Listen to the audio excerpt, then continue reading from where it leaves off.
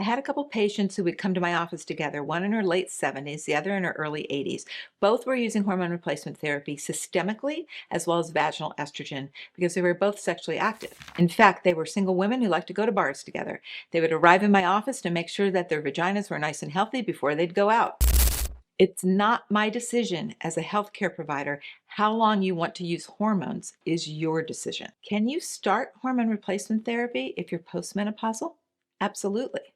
If you went through menopause and didn't use any hormones and now you have osteoporosis, an incredibly dry vagina, and you want to start hormones, you can absolutely start them.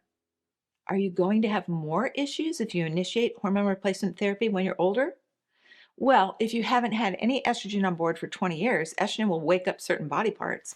Even if you're 80 years old and you take enough estrogen, your uterus lining can be stimulated, meaning you might bleed.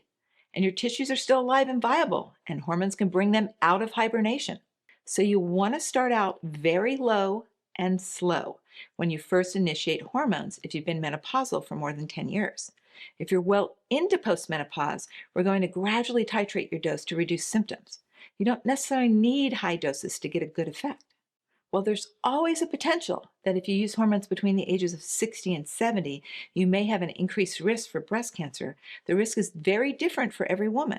So I make it an individual decision for each woman, and we do the appropriate screenings for breast cancer.